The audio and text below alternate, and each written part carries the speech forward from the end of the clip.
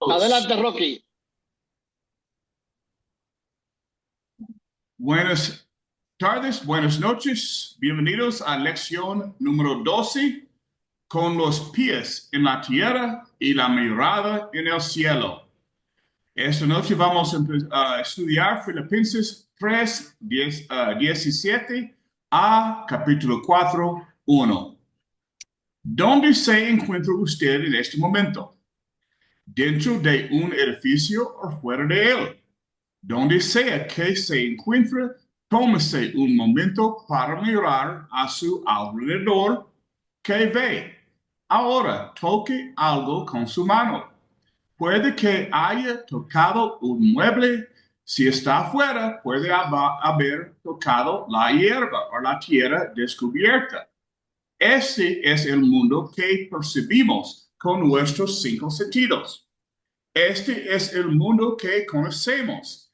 Este es el mundo que capta la atención de la mayoría de sus habitantes. El cristiano sabe, no obstante, que este mundo no es más que temporal, que pasará cuando el Señor regrese. Sabe que su hogar permanente está en el cielo y que su afecto debe centrarse allí. Ya hemos comentado la observación de Pablo que dice, prosigo a la meta, al premio del supremo llamamiento de Dios en Cristo Jesús. Filipenses 3:14. Énfasis nuestro. James Toye se refirió a esto como el llamado que es del cielo y para el cielo. En esta lección se hará un contraste entre los que solo piensan en lo terrenal y aquellos cuya ciudadanía está en los cielos, que esperan el regreso de Jesús. Uno de los más grandes desafíos que enfrentamos es tener a un mismo tiempo los pies en la tierra y la mirada en el cielo. Esto es estar en el mundo, pero no ser del mundo.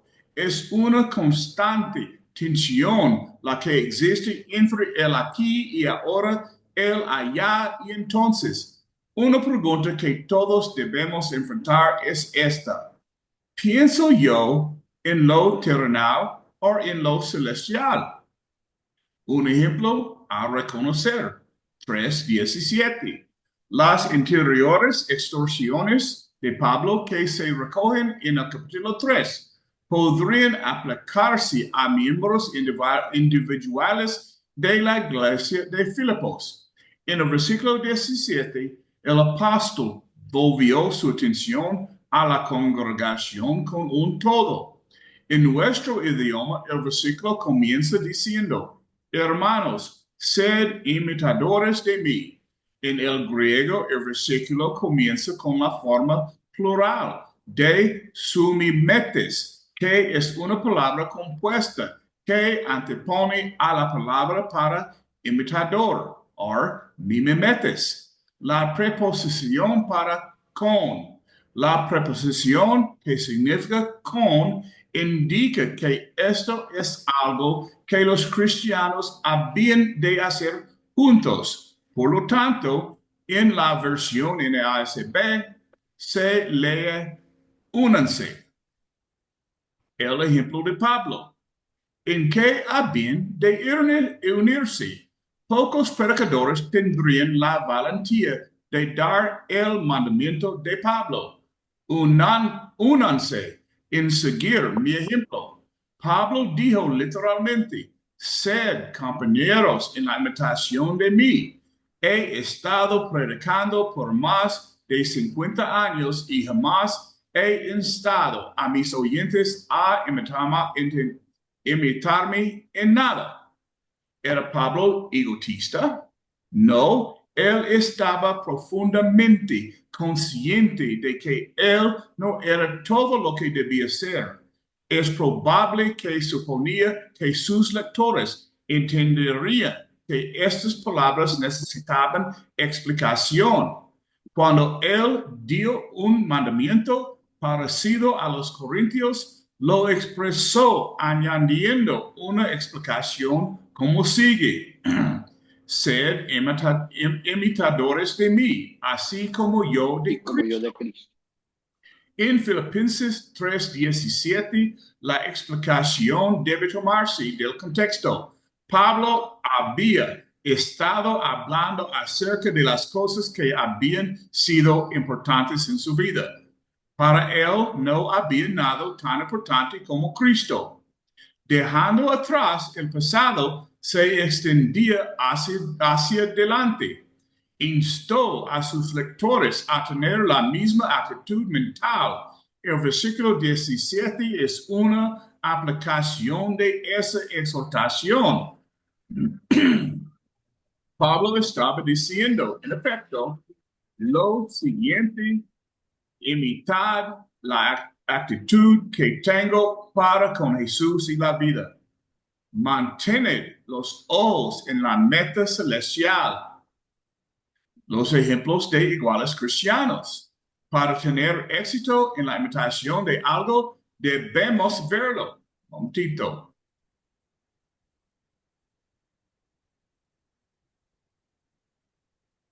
Debemos verlo. Pablo no estaba seguro de cuándo estaría con los filipenses nuevamente, así que amplió su exhortación escribiendo: y mirad a los que así se conducen según el ejemplo que tenéis en nosotros.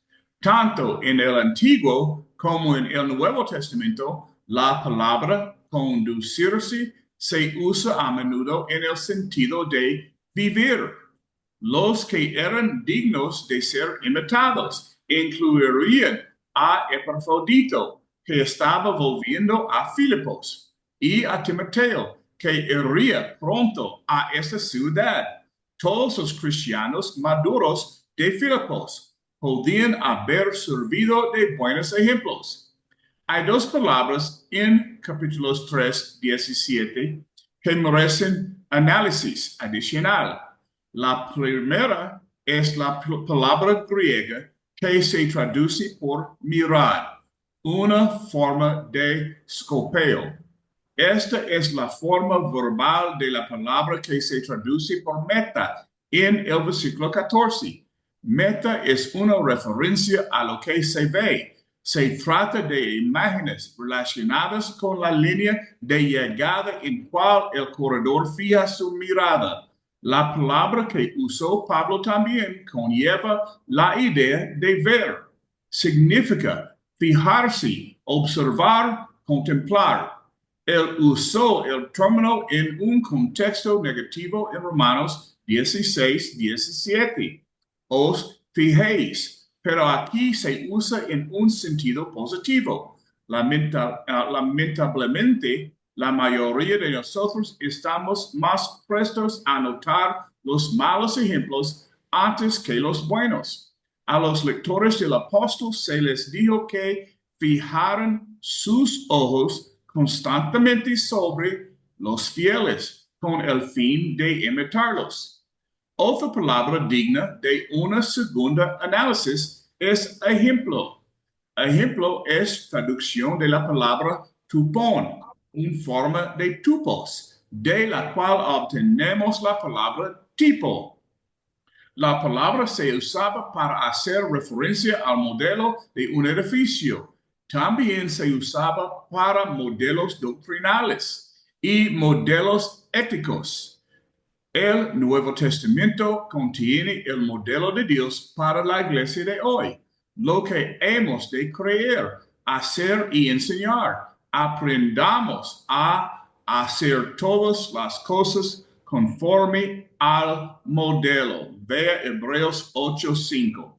Filipenses 3:17 destaca la importancia de tener buenos ejemplos y de ser buenos ejemplos. Somos imitadores desde que nacemos. Considere a la niñita que se pone el vestido de su madre, o al niñito que extiende sus piernas cuando pone sus pies sobre las huellas de su padre. Muchas de las destrezas que tenemos hoy cocinar, arar o edificar algo, fueron aprendidas por medio de la imitación en relación con nuestras vidas espirituales. Es útil ver cómo los hermanos cumplen los mandamientos de Dios. Una cosa es leer acerca de la necesidad de confiar en el Señor. Y otra cosa es ver a un cristiano que confía en Dios, sean los tiempos malos o buenos. Aseveré anteriormente que pocos predicadores se atreverían a decir, imítenme. Al mismo tiempo, todos los siervos del Señor deben entender que ellos van a ser imitados, lo quieran o no. Qué sobrecogedora responsabilidad la que se impone a los que predicamos o enseñamos la palabra de Dios. Sin embargo, esto concierne no solamente a los siervos públicos, también concierne a todos los cristianos. Todos nosotros somos buenos o malos ejemplos. Esforcémonos por ser ejemplos de personas que ponen a Cristo por encima de todo lo demás, que tienen su corazón fijo en las cosas del cielo. Este es el tema central del texto bajo estudio. Los que se han de evitar. 3:18-19. Por cada buen ejemplo, hay muchos malos ejemplos. A la mayoría de los padres les preocupa a quien emiten sus hijos. Del mismo modo, habiendo exhortado a sus lectores a que tomen como modelos a los buenos ejemplos, Pablo pasó después a advertirles, en efecto, que no siguieran los malos ejemplos. Una aplicación específica. Tal vez Pablo advirtió a los filipenses acerca de estos individuos en uno de sus viajes interiores a ese lugar. O puede ser que les advirtió en una carta interior. En vista de que ya les había advertido acerca de ese grupo, ellos habrían sabido a quienes se refería el apóstol, pero nosotros no lo sabemos. Algunos autores señalan que si buscamos sospechosos probables, no necesitamos ir más allá de la primera parte del capítulo que estamos estudiando. Los maestros judaizantes del versículo 2, estos eran enemigos de la cruz de Cristo, porque si por la ley fuese la justicia, como enseñaban los judaizantes, entonces por demás murió Cristo. Gálatas 2:21. El fin de ellos era perdición, porque los que por la ley se justifican de la gracia han caído. Gálatas 5:4. La frase cuyo Dios es en el vientre podría referirse a la insistencia de ellos en observar las complejas leyes dietéticas del Antiguo Testamento. La frase cuya gloria es su vergüenza podría aplicarse al hecho de que se gloriaban acerca de guardar la ley cuando debían avergonzarse de sus errores. En el vocablo vergüenza puede observarse una alusión de la circuncisión, vocablo que se usó algunas veces como sinónimo de desnudez.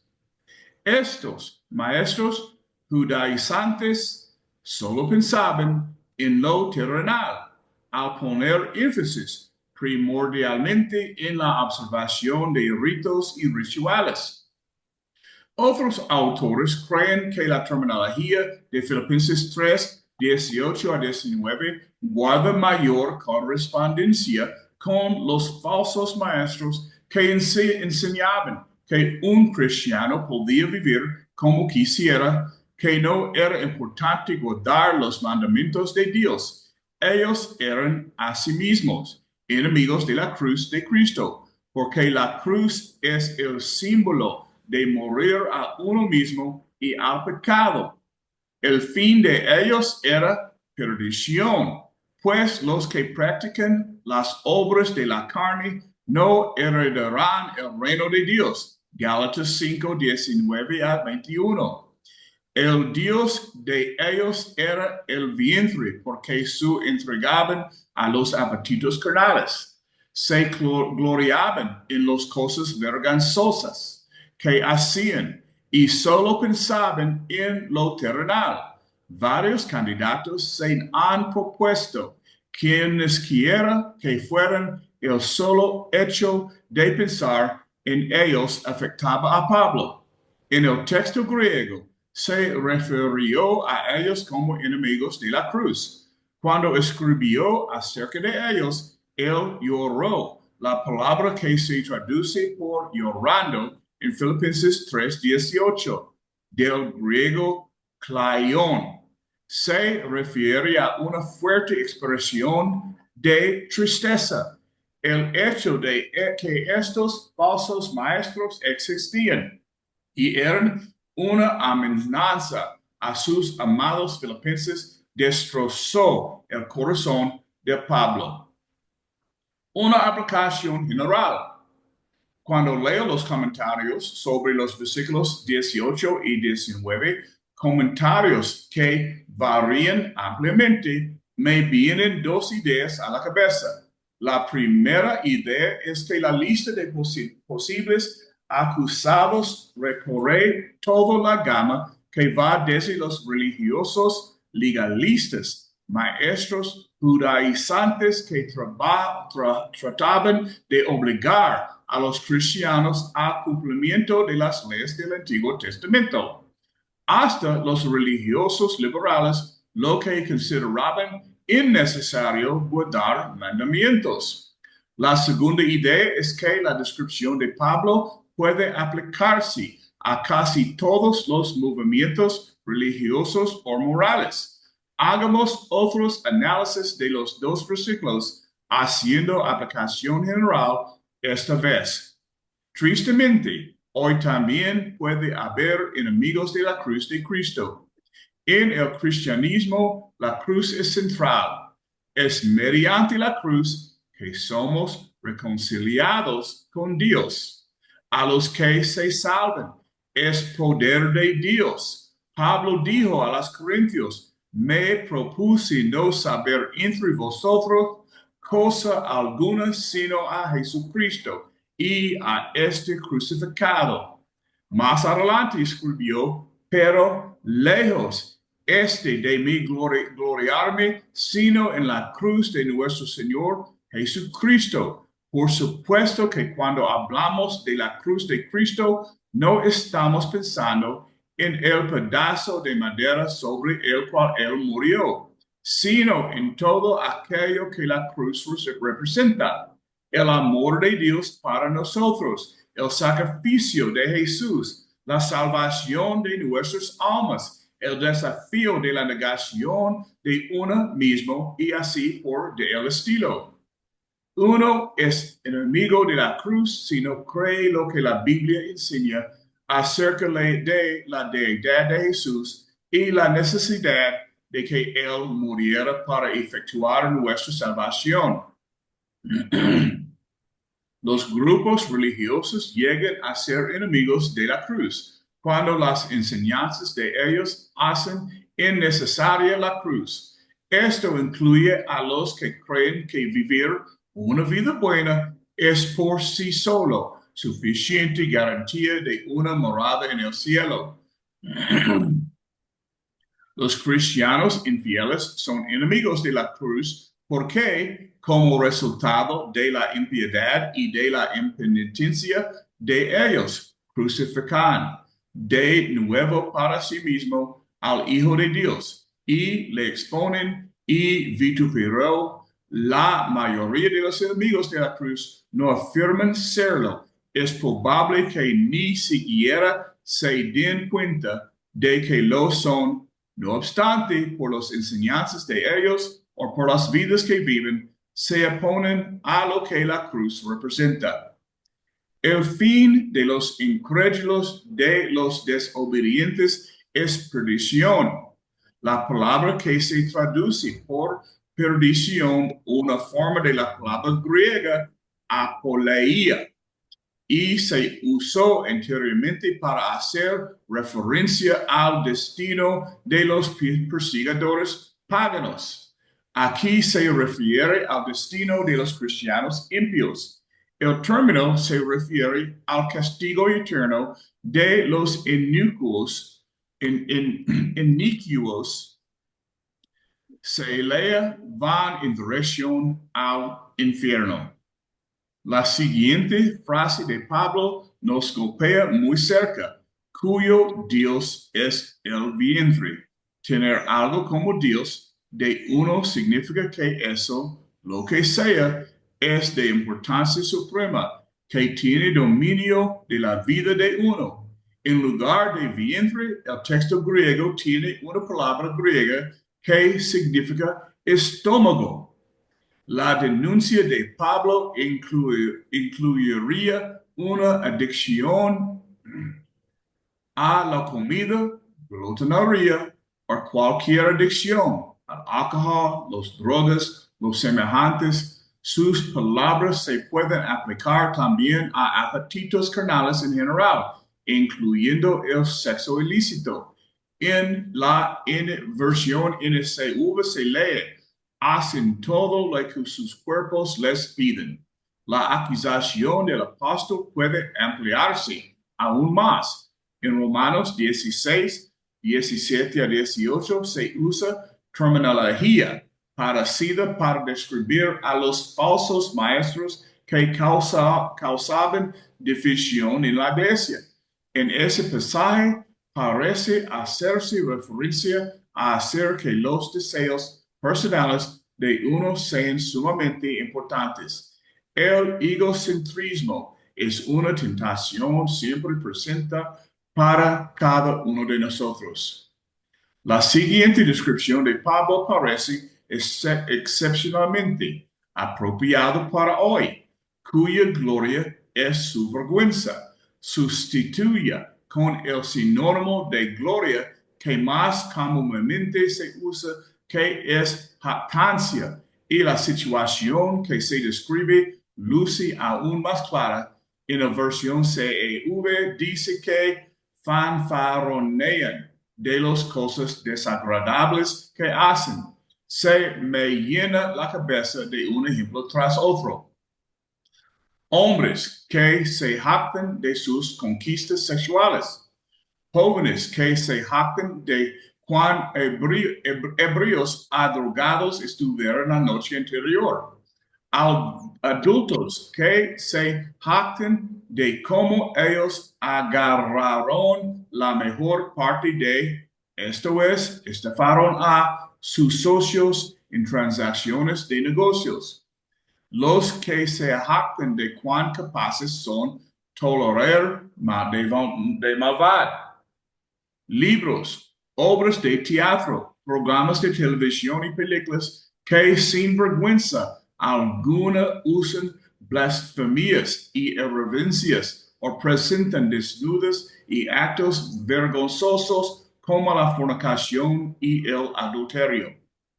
Me recuerda Jeremías 6:15. Ciertamente no se han avergonzado ni aún saben tener vergüenza. Isaías 5:20 también parece apropiado.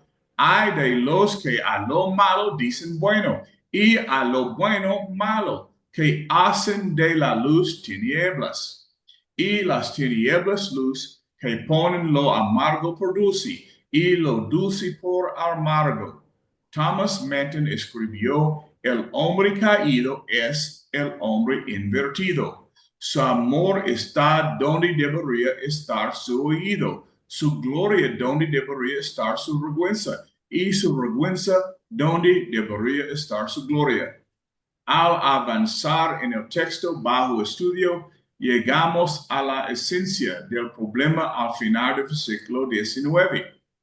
Los censurados por Pablo solo piensen en lo terrenal.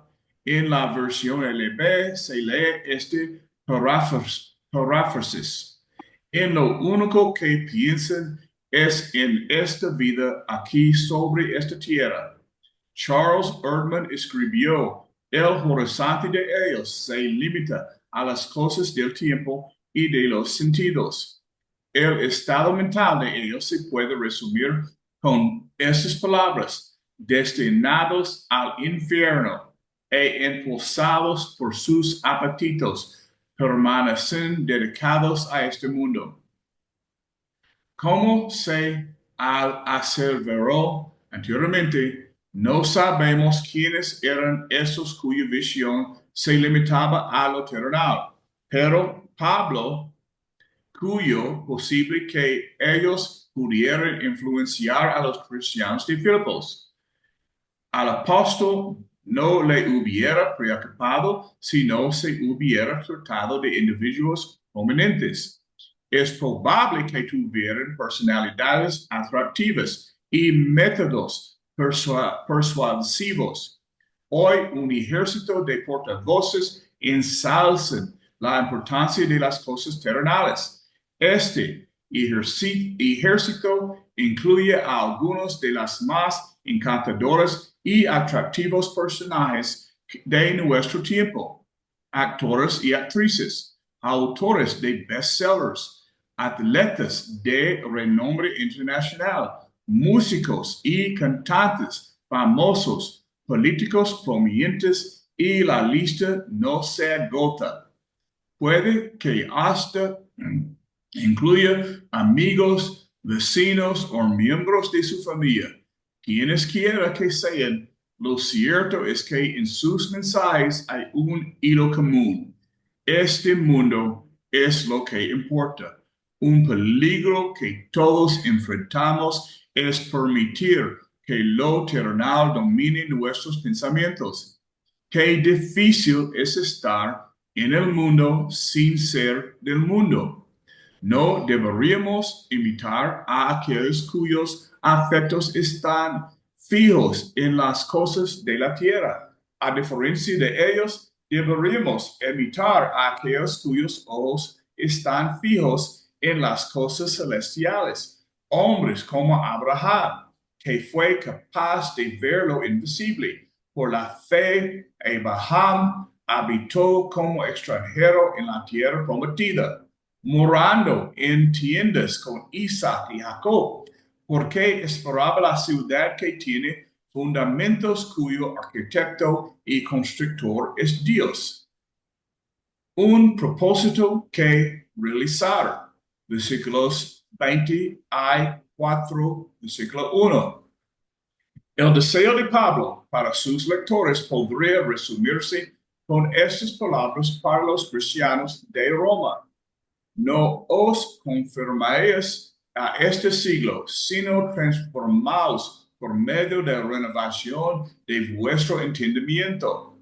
Él presentó una idea parecida a los colosenses: poned la mira en las cosas de arriba, no en las de la tierra. Colosenses 3:2. Phillips tradujo Colosenses 3:2 como sigue: dedicad el corazón a las cosas celestiales, no a las cosas fugaces de la tierra. Un lugar celestial. Una cosa celestial es la que ellos necesitaban poner su corazón. Era un lugar celestial. Después de advertir a los filipenses acerca de los malos ejemplos, Pablo retomó la idea que había comenzado en 3:17. Él escribió: mas nuestra ciudadanía está en los cielos. La palabra griega que se traduce como ciudadanía, una forma de politeuma, es la forma sustantivada del verbo que se traduce por os, compartéis, en 1:27. Como se hizo notar en una lección anterior, la traducción que hace Moffat de 3:20 dice: somos una colonia del cielo. Esas imágenes habrían tenido un significado especial para los filipenses, porque Filipos era una colonia romana. Una colonia romana tenía ciertos privilegios, pero también tenía las responsabilidades correspondientes. Los ciudadanos de una colonia romana debían lealtad a Roma. La conducta de ellos se gobernaba por las leyes de ella y la esperanza de ellos se centraba en la gloria de ella. Además, se esperaba que colonizaran, esto es, que propagaron el pensamiento y la cultura romanos. Como cristianos que somos, necesitamos darnos cuenta de que en relación con este mundo, nosotros somos extranjeros residentes, ciudadanos de un país que residen en otro país, que somos extranjeros y peregrinos sobre la tierra. Nuestros nombres han sido inscritos en el libro de la vida en el cielo. Este mundo es solo un domicilio temporal para nosotros. El cielo es nuestro domicilio permanente. Al igual que los ciudadanos de una colonia romana, nosotros tenemos ciertos privilegios, pero también tenemos las responsabilidades correspondientes. Le debernos lealtad, nuestro Padre Celestial. Estamos gobernados por sus leyes y nuestra esperanza se centra en su gloria y se espera de nosotros que propaguemos las verdaderas cristianas. Una persona celestial. Pablo también deseaba que los filipenses pensaran solo en una persona celestial. Esto fue lo que se siguió diciendo, de donde del cielo también esperamos al Salvador, al Señor Jesucristo. Pablo ya había indicado que él esperaba el último día para que al fin pudiera conocer plenamente a Cristo. Alec Motyer escribió, bien haríamos en esperar con ilusión muchas cosas, ser liberados al fin de incluso la presencia del pecado y de la tentación, conocer a los grandes de antaño como Abraham, Isaías y el mismo Pablo, reunirnos con los seres queridos que conocimos sobre la tierra, la gloria de los lugares celestiales. Sí, en efecto, todas estas cosas, pero más allá de todos los interiores, esa única característica que da coherencia y significado y enfoque al cielo, esa única persona por quien esta gran compañía está reunida y para quien únicamente es la gloria, el Salvador, el Señor Jesucristo, y así estaremos siempre con el Señor, escribió Pablo en otro lugar. Durante las últimas horas que pasó Cristo con sus discípulos antes de su muerte, él prometió volver. Cuando él ascendía, hubo ángeles que dijeron a los que miraban, este mismo Jesús que ha sido tomado de vosotros al cielo, así vendrá como le habéis visto ir a cielos. Los cristianos primitivos vivían en un estado de expectación, entendiendo que el Señor podría venir en cualquier momento. La segunda venida daba significado a sus vidas. La confianza en el regreso de Cristo les ayudaba a enfrentar los problemas diarios y los sustentaba durante la persecución. Pablo no exageró cuando escribió que ellos esperaban con ansia al Salvador. Esperar con ansia en el texto griego es una forma de apekdochomai. Esta es una palabra compleja que combina dos preposiciones, apo y ek, con la palabra que significa recibir, dechomai. Es una palabra que Pablo usa 6 veces de las 8 veces que aparece en el Nuevo Testamento. Es su palabra especial, la única que para él mejor expresa el anhelo constante, la gozosa expectación y fervoroso deseo que siente el cristiano por la segunda venida de Cristo. La inclusión de la palabra Salvador en Filipenses 3:20 es significativa. No era a menudo que Pablo usaba este término, pero lo usó aquí y es probable que se debía a que era un vocablo que mejor representaba el papel del Señor para con su pueblo cuando él volviera. Para los impíos, él aparecería solamente como un juez, pero para los suyos, él vendría como un salvador, a la liberarlos de este mundo pecaminoso, o vengarlos y llevarlos a estar con él por toda la eternidad. Al igual que los cristianos primitivos, necesitamos centrar nuestros corazones en Jesús y esperar con ansia su venida. Al igual que ellos, deberíamos entender que Él podría venir en cualquier momento. Al igual que ellos, deberíamos orar diciendo amén. Si ven, Señor Jesús. Apocalipsis 22:20. Ahora un propósito celestial. Cuando el Señor vuelva a correría maravillosa, nos reuniremos delante del tribunal de Cristo.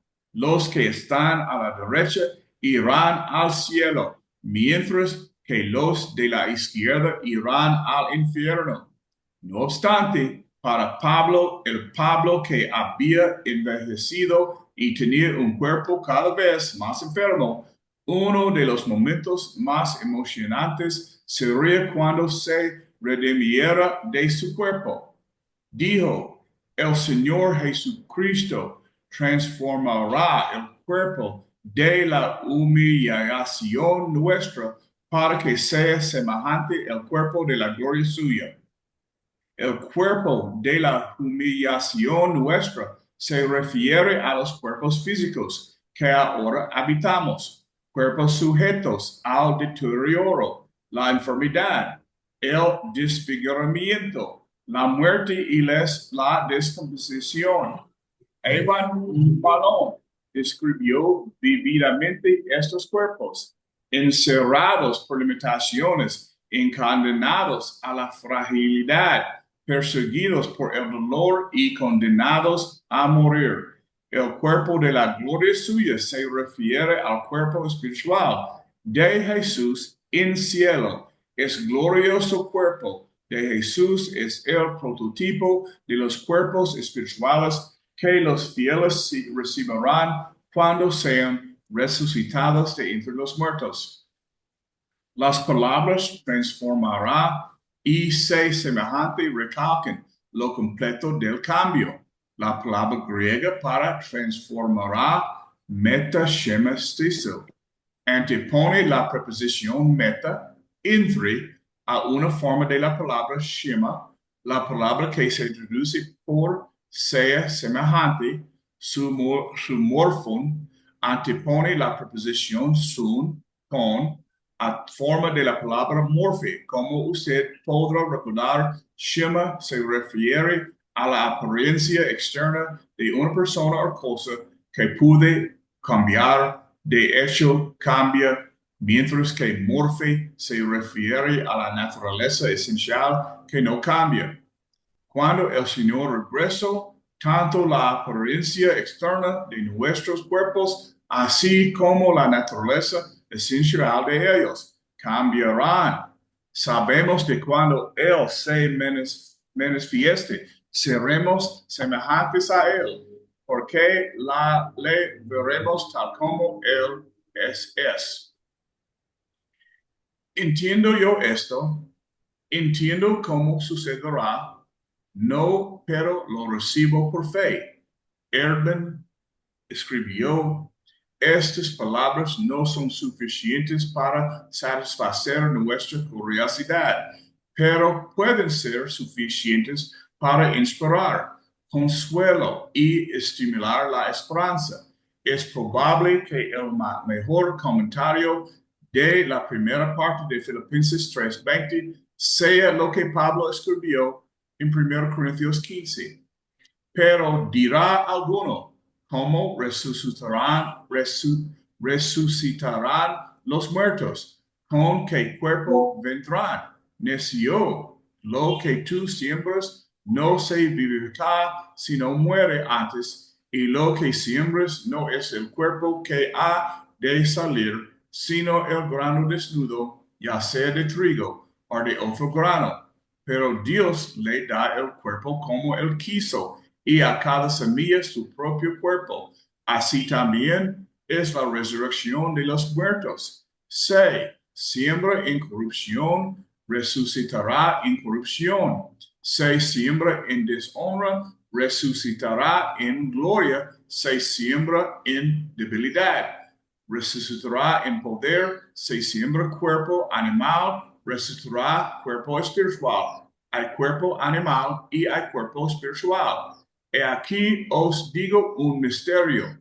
No todos dormiremos, pero todos seremos transformados en un momento, en un abrir y cerrar de ojos, a la final trompeta.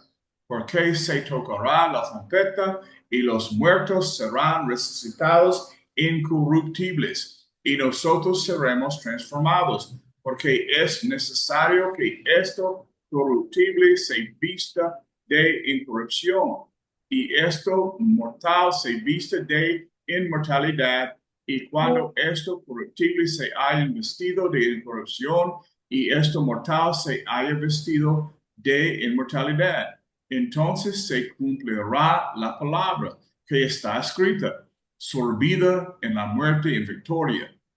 ¿Dónde está, oh muerte, tu aguijón? Mas gracias sean dadas a Dios que nos da la victoria por medio de nuestro Señor Jesucristo. 1 Corintios 15, 35 a 57. La aplicación al tema inmediato es obvia. ¿Por qué centrar nuestra atención en la carne? Si la carne va a ser transformada, su corazón debe fijarse en un propósito celestial, la transformación del cuerpo de humillación suya, un poder celestial. ¿Puede Cristo realizar la dramática transformación que se describe? Pablo aseguró a los lectores que él puede, que la llevará a cabo por el ejemplo de poder con el cual puede también sujetar a sí mismo todas las cosas. Esta es una aseveración cargada de poder. La palabra poder es traducción de una forma de la palabra griega energía, de la cual obtenemos energía. Energía no es simplemente poder, sino poder en acción, poder en operación, poder que actúa. Vea la versión KJV. La palabra que se traduce por puede en 3:21 es una forma de término griego denusathai, el cual obtenemos la palabra dinamita, un poderoso explosivo. ¿Cuánto poder tiene Jesús? Tiene todo potestad. Todas las cosas han sido sometidas bajo sus pies. Él sustenta todas las cosas con la palabra de su poder. Su poder es universal y absoluto. La capacidad de Jesús para sujetar a sí mismo todas las cosas es la garantía de Dios de que Él es de hecho poderoso para levantarnos de entre los muertos y de transformar cuerpos mortales y carnales en cuerpos inmortales y espirituales. He aquí otra cosa en que centrar nuestros pensamientos, su poder celestial. El énfasis de Pablo sigue hasta el primer versículo del capítulo 4. Así que, hermanos míos, amados y deseados, gozo y corona mía, estar así firmes en el Señor, amado. El versículo comienza con la expresión así que, vinculándola con el último versículo del capítulo 3. Analizaremos nuevamente 4.1 en la siguiente lección, pero deseo concluir este estudio destacando algunas palabras clave. Así que se refiere al sendero espiritual trazado por Pablo, el sendero sobre el cual uno pone a Cristo en primer lugar en sus pensamientos, el sendero sobre el cual uno deja el pasado atrás y prosigue hasta la meta que está adelante, el sendero sobre el cual uno piensa en las cosas de arriba, no en las de la tierra. En relación con este sendero que introduce, así que Pablo deseaba que sus colaboradores estuvieran firmes. Esta expresión es traducción de una forma de steco, que significa mantenerse sin inmutarse y sin retirarse, como se mantenía un soldado sin conmocionarse y que nada lo conmocionaba.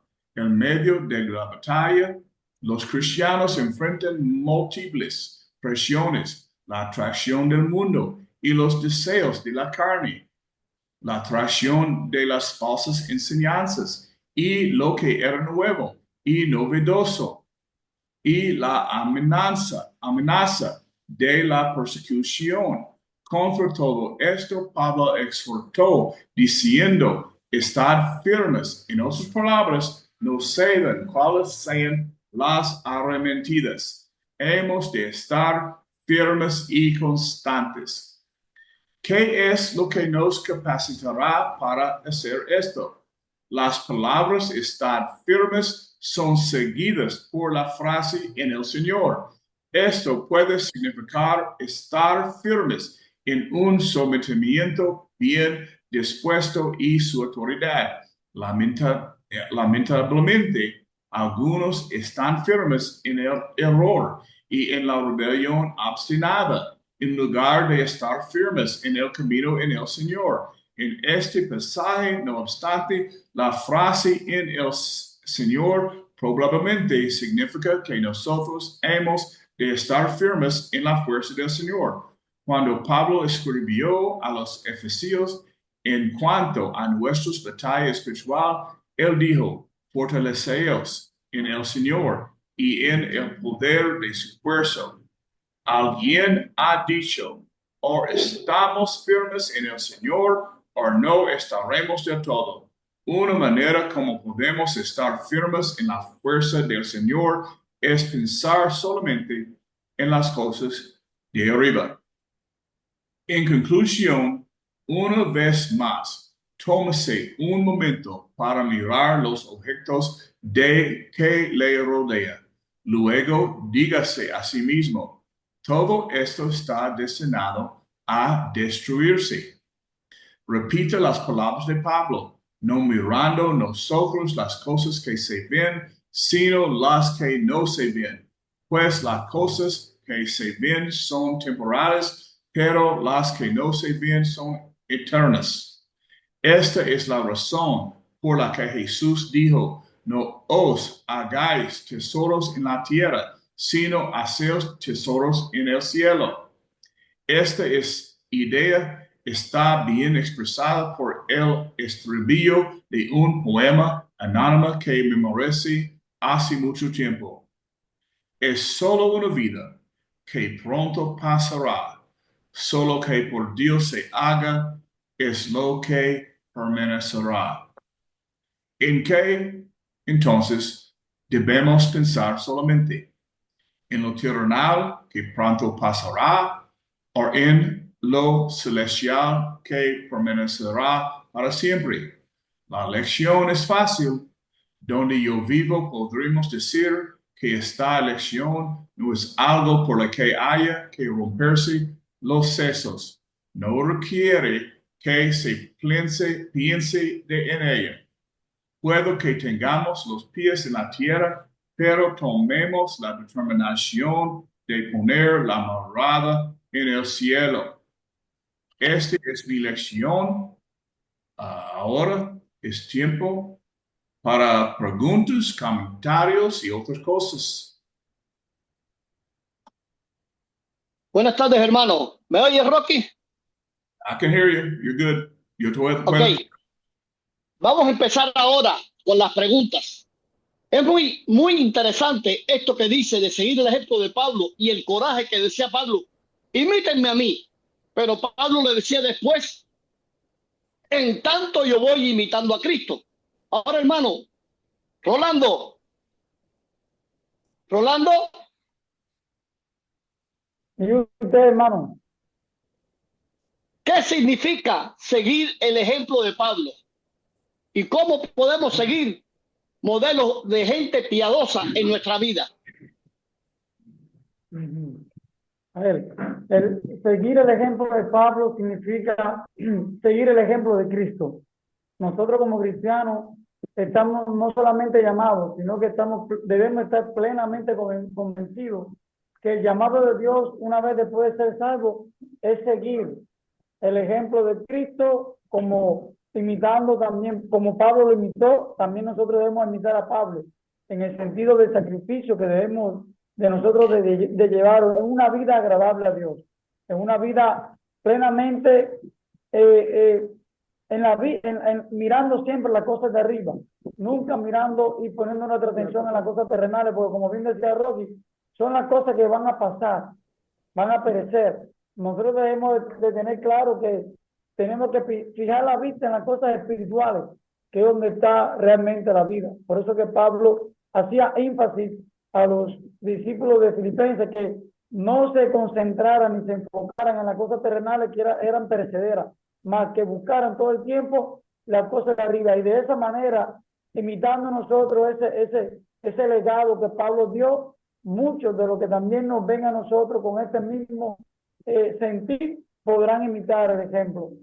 Es lo que creo en cuanto a Mira, Rolando, cuando yo empecé en el Evangelio en el año 87, había una persona a quien yo admiraba tanto que yo llegué al punto a sentarme como él y a caminar como él, Julio Alfonso Abreu. Yo lo admiraba tanto, su espíritu, la forma en que él cantaba, la forma en que él predicaba, para mí era un ejemplo. Y fíjate si es increíble que después, cuando yo llegaba allá a Santa Rita, había un nieto de Elena que decía, yo hago esto igual que Luis Pedraza. Y entonces me daba risa, pero hermano, las cosas que nosotros hacemos marcan pautas para los demás que quieran vivir para agradar al Señor. Ahora, ponme ahí al presidente de los Guajiros Cristianos. El presidente de los Guajiros Cristianos no, es Andrés. Andrés. Hoy no está aquí. No está Hoy no aquí. está ahí. No está aquí hoy. Bueno, No. toma Disney entonces, Disney. ¿Por qué hacer un Pablo? comentario Adelante, hermano, adelante. Sí, bueno, yo quiero comentar que hay un paralelismo en 1 Corintios 4:16, cuando Pablo le dice a los corintios, por tanto os ruego que me imitéis, el mismo mensaje. Y entonces pone como ejemplo a Timoteo, que era fiel, dice así el versículo 17, por esto mismo os he enviado a Timoteo, que es mi hijo amado y fiel en el Señor, el cual os recordará mi proceder en Cristo, de la manera que enseño en todas partes y en todas las iglesias. Es decir, que él pone un ejemplo, es decir, que nosotros como cristianos debemos seguir el ejemplo de Pablo, que era imitador de Cristo. Pero tenemos otro ejemplo que Timoteo, que era discípulo de Pablo como un hijo, imitó también a Pablo. Es decir, que el mismo Timoteo iba a mostrarle a los cristianos que era un testimonio viviente Pablo, y por eso es que nosotros debemos imitar a Pablo en nuestra vida, y es el ejemplo que debemos nosotros llevar a los que nos siguen a nosotros. Mire, hermano, la vida es un poquitico más sencilla. Yo tengo un amigo que vive en Texas, que ellos no podían tener hijos y ellos adoptaron un muchachito de Honduras, pero el hombre tenía una escoliosis muy grande. Era un predicador de renombre. Entonces él caminaba así, como si fuera un guanajo, caminando así. Y usted puede creer que aquel muchachito caminaba igual que su padre, lo imitaba en todo. Entonces las cosas que nosotros vamos a hacer se reflejan en la gente. Y aunque ustedes crean o no crean, la gente va a querer imitarnos a nosotros. En tanto nosotros vamos a imitar a Cristo. Ahora, ponme ahí a Papucho. Papucho. Buenas noches, hermano. Papucho, cuando Pablo habla de los enemigos de la cruz y los creyentes, ¿qué actitud moderna tú ves esa mentalidad? Algo de hoy en día. Algo de hoy en día. De ahora. Vemos el esfuerzo nuestro como tal de cristianos para seguir las enseñanzas y el camino de Cristo. Y vemos también un grupo de personas que transversan la palabra a su conveniencia para doblar la doctrina y confundir a su conveniencia. Y esos son los enemigos de la cruz. Mire, para que ustedes vean,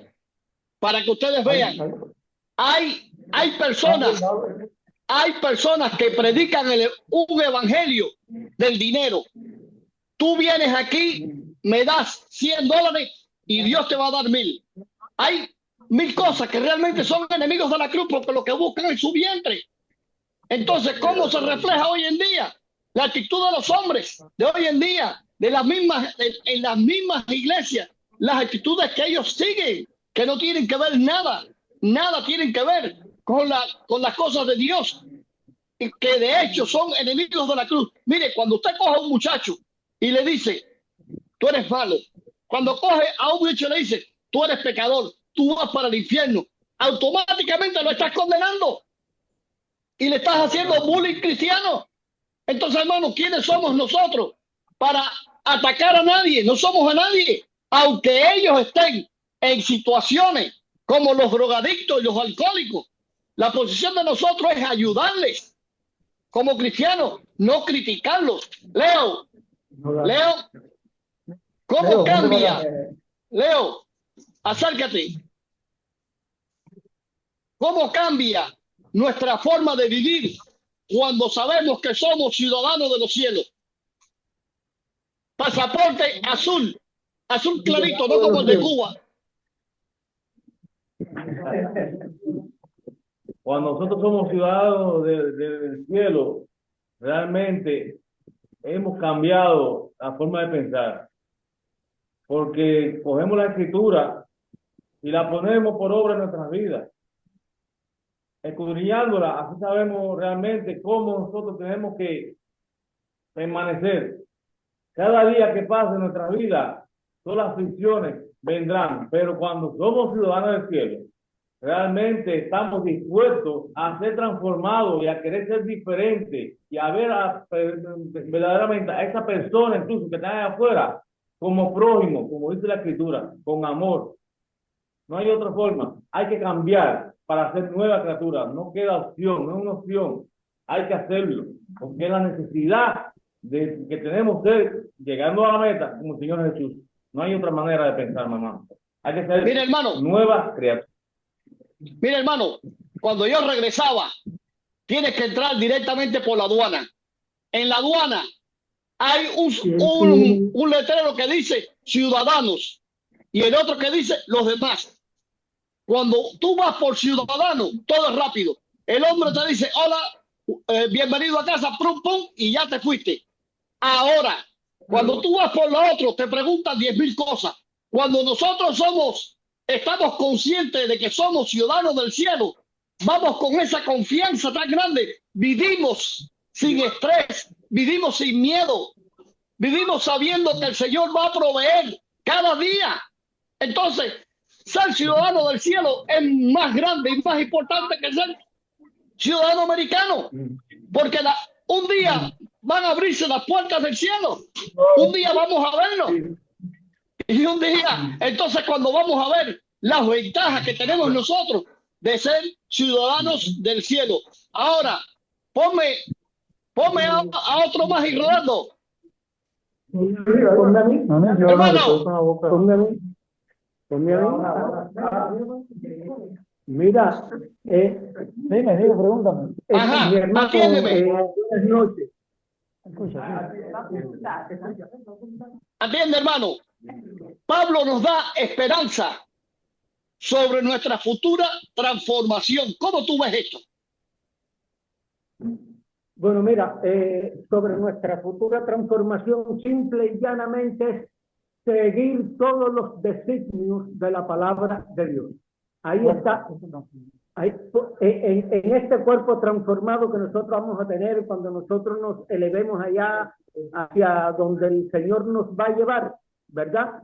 Tenemos que ser totalmente diferentes a lo que estamos pisando aquí en esta tierra, porque vamos a ser cuerpo totalmente transformado.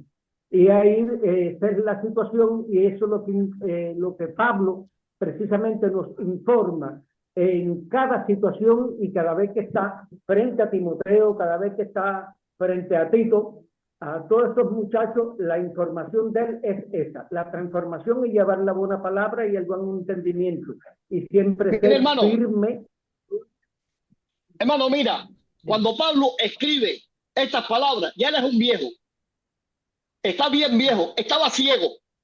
Mirar con cuán grandes letras escribo. Muchos años en las prisiones lo dejaban ciego. Cuando él te dice la transformación del cuerpo, él se está mirando a sí mismo. Él dice, este cuerpo miserable no puede ser. Tiene que ser un cuerpo transformado, un cuerpo perfecto, un cuerpo idéntico al cuerpo del Señor Jesús. O sea, no habrá más dolor, no habrá más llanto. Un cuerpo perfecto, igual que el cuerpo del Señor Jesús. Ahora, otro más. Otro más. Arriba. Rubén, ahí vamos.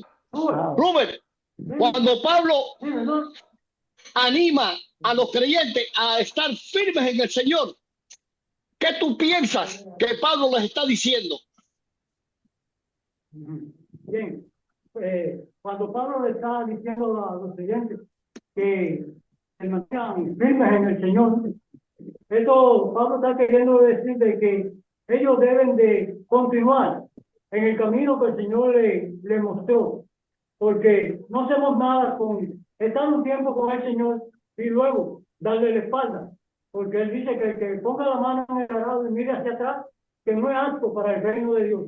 Entonces el Señor lo que quiere es, por medio del apóstol Pablo, nos está exhortando a que nosotros continuemos en la obra que él nos ha mandado. Él dice su palabra, mire que el que esté firme, que no caiga.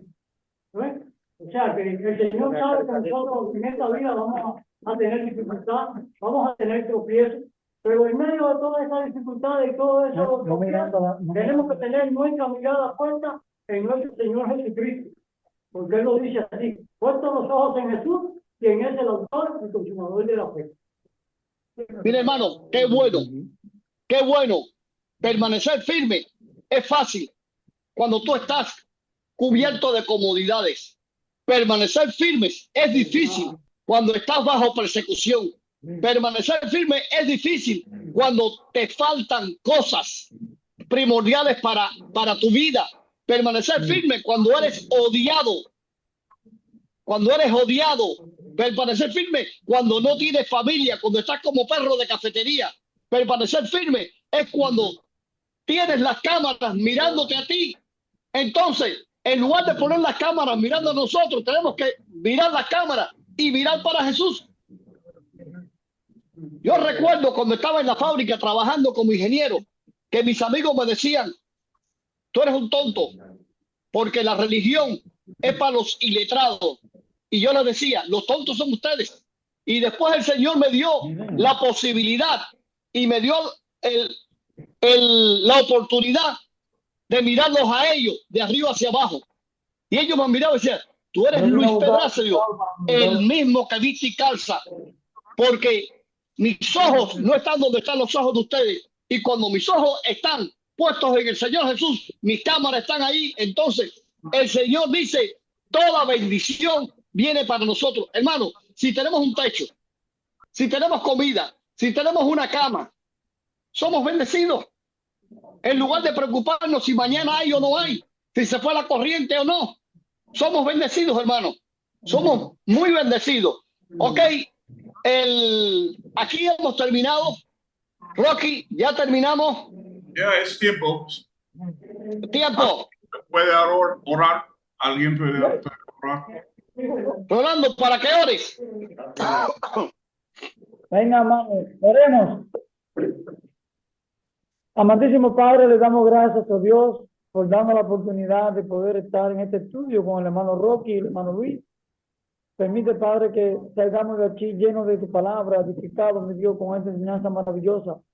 Que podamos entender la importancia, mi Dios, como siervo tuyo, de permanecer firme, imitando a aquellos grandes hombres que en tiempos antiguos son ejemplo de una verdadera vida cristiana.